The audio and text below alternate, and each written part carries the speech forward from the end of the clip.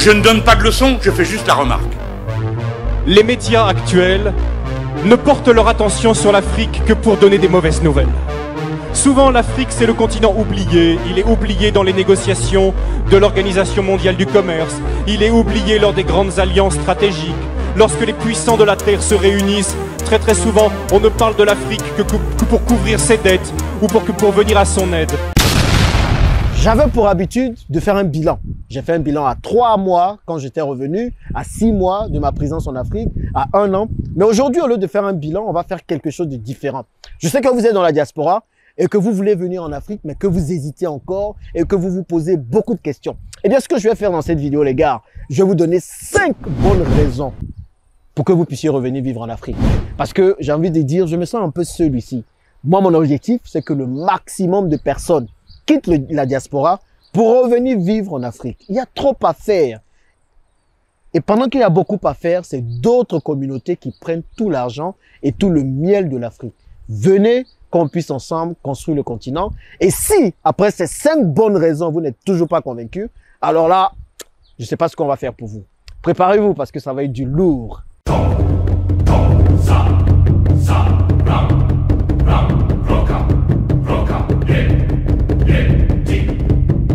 Bon, vous connaissez déjà ce qu'il faut faire si vous êtes là pour la première fois.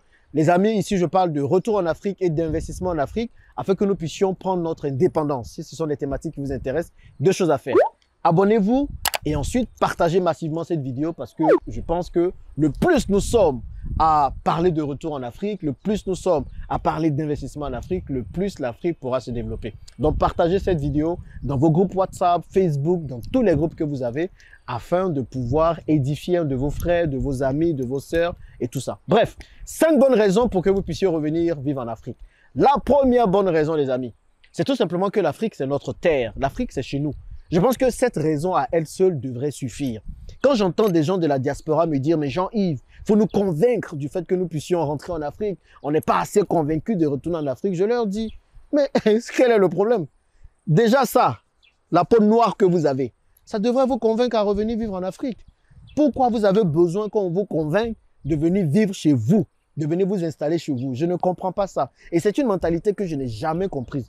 Pour moi, tout Africain qui quitte l'Afrique pour aller dans la diaspora, peu importe le pays, que ce soit l'Allemagne, la France, les États-Unis, Dubaï, tout ça, tout ce que vous voulez, tout Africain qui quitte l'Afrique pour aller en Occident ou dans la diaspora devrait tout de suite commencer à préparer son retour au pays, son retour en Afrique. Je ne comprends pas pourquoi vous avez besoin d'être convaincu de ça, que quelqu'un vous convainc de ça. Moi, j'ai décidé de partager mon expérience, de vous faire voir tout le retour au pays, toutes les difficultés peut-être auxquelles j'ai été confronté et de vous faire voir un peu l'expérience que moi j'ai. Mais je ne pense pas que on ait besoin de vous convaincre de revenir parce que c'est notre terre. Les opportunités sont ici pour nous. On n'a pas d'autre endroit où partir. Donc, c'est à nous de venir construire l'Afrique.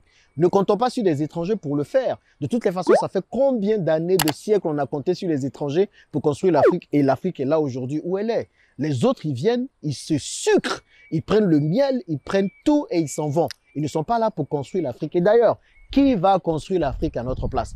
Donc pour moi, la première raison indiscutable, c'est tout simplement le fait que nous soyons africains.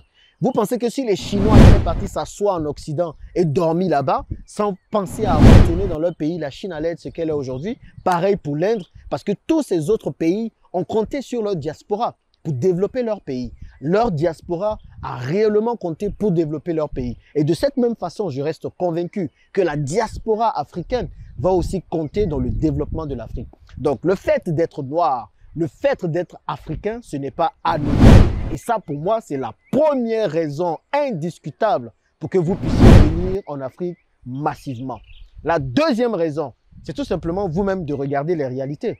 En Europe où vous êtes, dans quelles conditions vous vivez, vous à moi? Quelles sont les conditions dans lesquelles vous êtes? On sait très bien que l'Europe, l'Occident en général, est en plein déclin. Pour ceux qui vivent en Europe, en France, en Allemagne, en Belgique, vous voyez comment les prix sont en train d'augmenter. L'huile augmente, le savon augmente, l'essence augmente, toutes les denrées alimentaires augmentent, sauf votre salaire. Et pendant que votre salaire reste le même, tout augmente et vous êtes complètement confronté à des difficultés à chaque fin de mois. Donc, entre vous et moi, Vous êtes là à dire, oui, en Afrique, c'est compliqué, c'est difficile, il y a trop de difficultés, on ne sait pas comment on va faire, on doit lutter contre le gouvernement. Mais les amis, qu'est-ce qui est facile dans la vie? Moi, j'ai fait l'Occident, j'ai fait la France 8 ans, je suis allé à Dubaï 6 ans. Avant ça, j'ai fait Maroc 5 ans. J'ai fait une vingtaine d'années en Occident. C'est pas aussi facile, c'est aussi difficile. Mais pourquoi on choisit cette difficulté plutôt que de choisir notre difficulté qui peut avoir plus d'impact sur les autres populations et sur nos générations?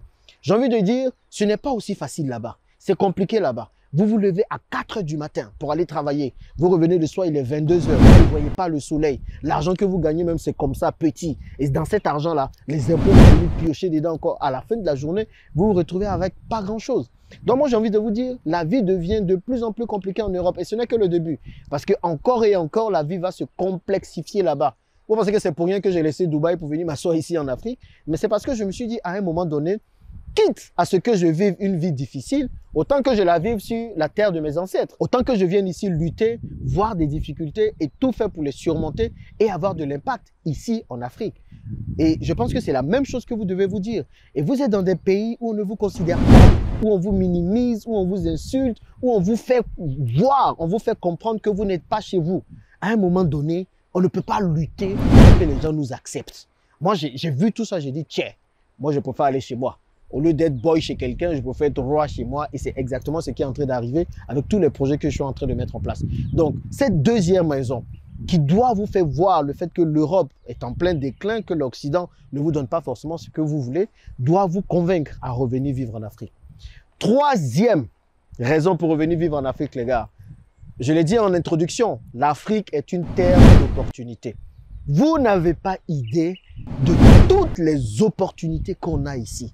Vraiment, vous savez, quand on est dans la diaspora, on entend qu'il y a des opportunités, mais on ne réalise pas. Moi, je savais que oui, il y avait pas mal d'opportunités, on pouvait investir dans tel domaine. D'ailleurs, j'investissais beaucoup même depuis la diaspora. Mais quand tu viens sur le sol africain, quand tu es là, que tu es dans tous les sillages, mais vous n'avez pas idée des opportunités qu'il y a, que ce soit dans le négoce que je fais, que ce soit dans l'hôtellerie, que ce soit dans l'agriculture, que ce soit dans la transformation, que ce soit dans l'élevage, que ce soit dans les transports. En fait, tous les secteurs sont porteurs. Et il y a des opportunités dans tous les secteurs.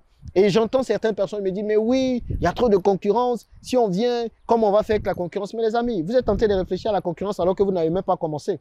Et je peux vous dire qu'il y a de la place pour tout le monde. C'est pour ça que quand on me parle de concurrence, moi, ça me fait rigoler. Il y a tellement de choses à faire. Le champ est tellement libre et vierge que clairement, la concurrence, on s'en fout.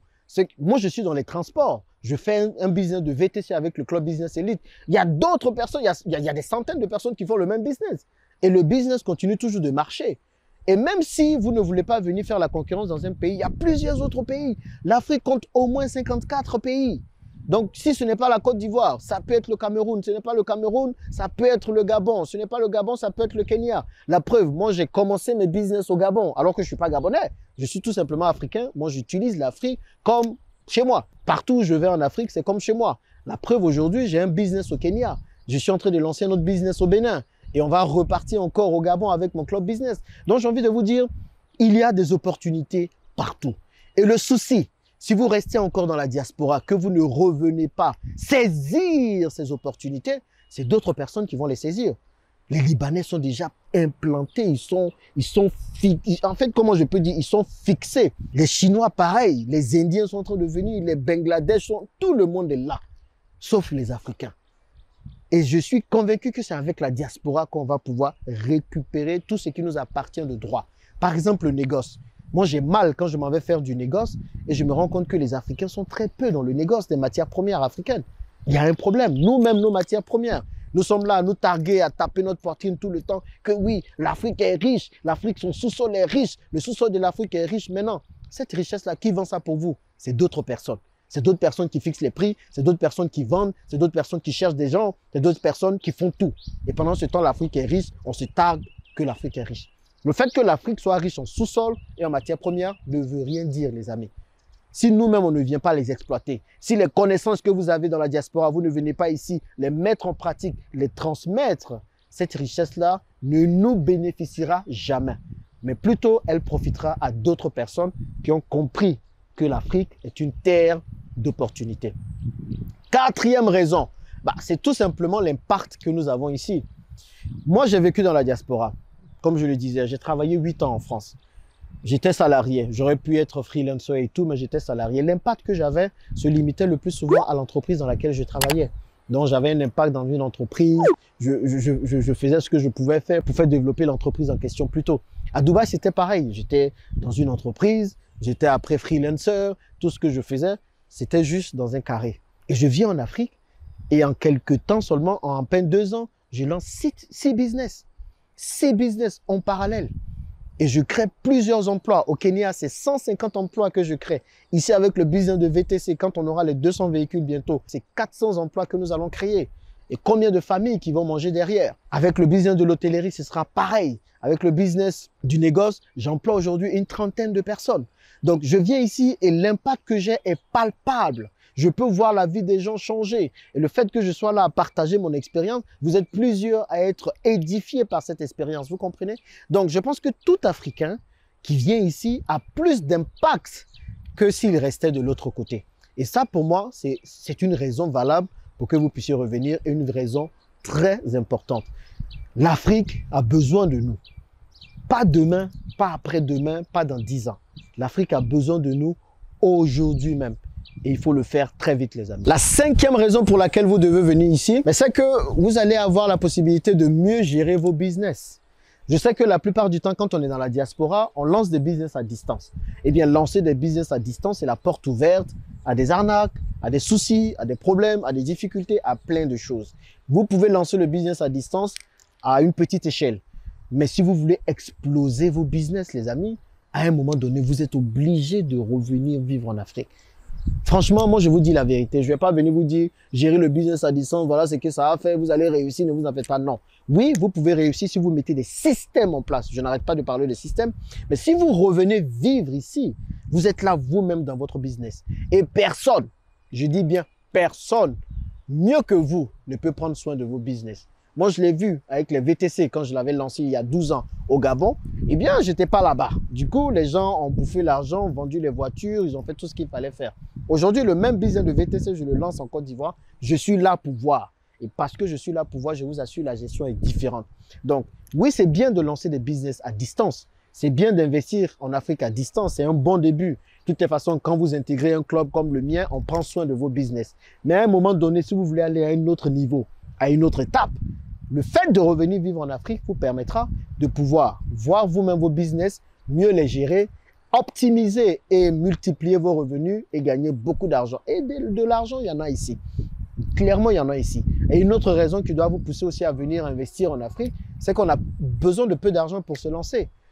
Vous vous rappelez ce que Tidiane Thiam a dit? Vous allez dans la Silicon Valley, vous pouvez faire facile du x10. Vous investissez aujourd'hui 10 000 euros, vous pouvez vous en sortir 100 000 euros. Mais l'Afrique est le seul continent où vous pouvez faire du x100. Vous investissez 10 000 euros, vous vous en sortez en quelques temps avec 1 million d'euros. Et je le vois, moi, dans tous les business que je fais. Je le vois, le négoce, les VTC et tout, le business de VTC, on a déjà récupéré un tiers de l'argent investi en quelques mois seulement. D'ici la fin de l'année, on aura récupéré la moitié. Et ainsi de suite, vous comprenez? C'est ça, la magie du business en Afrique. Vraiment, je peux parler de ce sujet pendant des jours et des jours, des heures et des heures, parce que pour moi, c'est un sujet très important. Revenez en Afrique, les gars. Oui, bien sûr, il faut vous préparer. Il ne faut pas juste venir comme ça. Il ne faut pas se lever un matin et dire « Oui, moi, je pars en Afrique et puis basta ». Non, il faut vous préparer, certes, mais il faut penser tout de suite au retour. L'Afrique est une terre d'opportunités. Et ce serait dommage qu'on laisse ces opportunités à d'autres personnes. Qu'est-ce que vous en pensez? Pourquoi, si vous faites partie de la diaspora, vous avez du mal à revenir en Afrique? Qu'est-ce qui vous bloque? N'hésitez pas à me dire tout ça juste en dessous. Et puis les amis, j'espère que vous allez venir nombreux pour que nous puissions ensemble développer notre continent. C'était Jean-Yves, l'investisseur africain. N'hésitez pas à vous abonner et on se dit à bientôt dans une prochaine vidéo. Bye bye.